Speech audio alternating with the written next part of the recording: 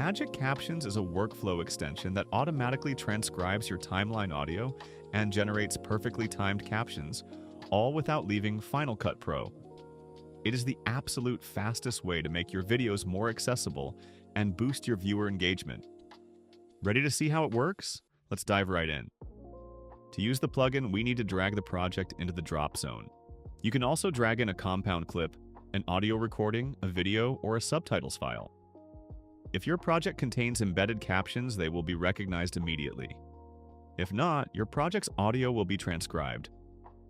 When using it for the first time, a model will be downloaded. This may take some time. Then you need to select a preset. Using the preset browser, you can easily filter through different template categories. To speed up your workflow, you can also add your most used templates to favorites for quick access later. Each template has settings such as gap elimination, word per title limit, punctuation skip, text case, fonts, and colors. Some templates feature a color sequencer, which will change color per title. Here you can choose between a random or sequential color order. Now it's time to drag the captions onto our timeline. In addition to this, we can also export them as SRT or TXT files. And that's it, our titles are ready. To edit the generated titles, you'll need to break the clip apart using the shortcut Shift-Command-G or by selecting it from the clip menu. Once the clip is broken apart, you can adjust the paragraph settings for all titles simultaneously using the text inspector. But what if you've already adjusted titles, text, or timing on the timeline, and now you want to change the template or, for example, the color?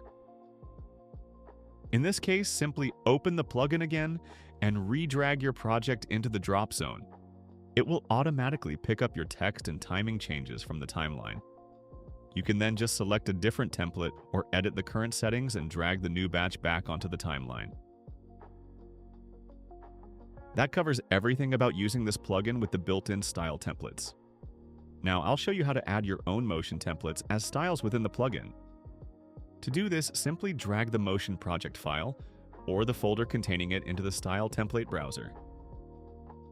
Your template must contain one single text layer.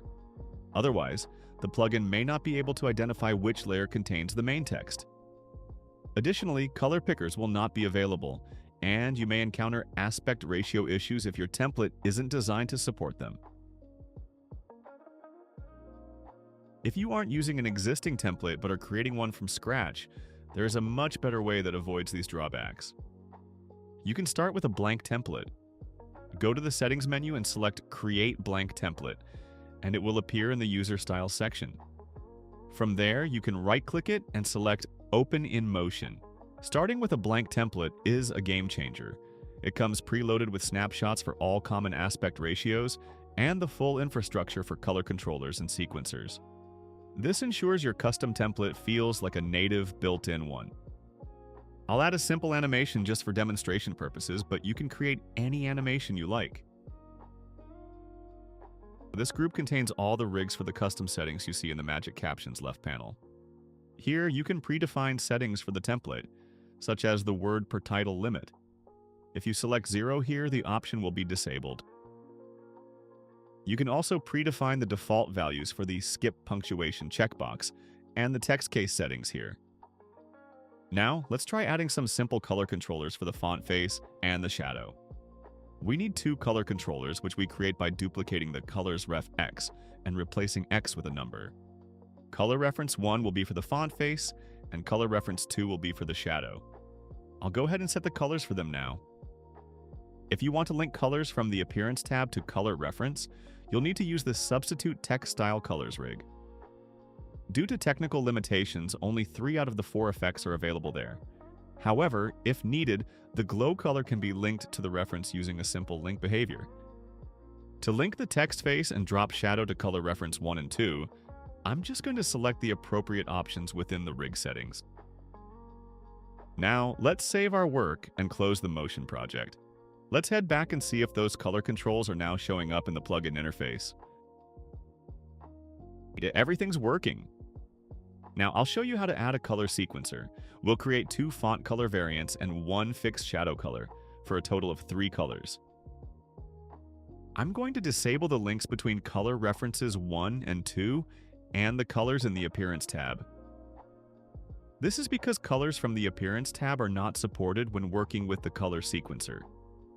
Instead of that, we'll take a different approach. We'll be coloring our text using the Colorize filter. Since the text face is white and the shadow is black, we can define their colors by linking the Colorize filter parameters to our color references. I'm linking the white color to the color sequencer. To make sure the plugin understands which colors belong to the sequencer, we need to specify their color reference indices in parentheses within the sequencer's name. Color references 1 and 2 will belong to the color sequencer. I'm going to change their default colors. By the way, you can use multiple color sequencers in a single project. Just duplicate the existing one and increment the number in its name. As for color reference 3, we'll link it to the black color of the Colorize filter. This will serve as our shadow color controller. Now, let's save our project and head back to the plugin to see the result. As you can see, everything is working perfectly. The color sequencer and the shadow color picker are there. Let's take a look at how it looks on the timeline. As you can see, everything works flawlessly. I hope this helps you streamline your workflow. Thanks for watching.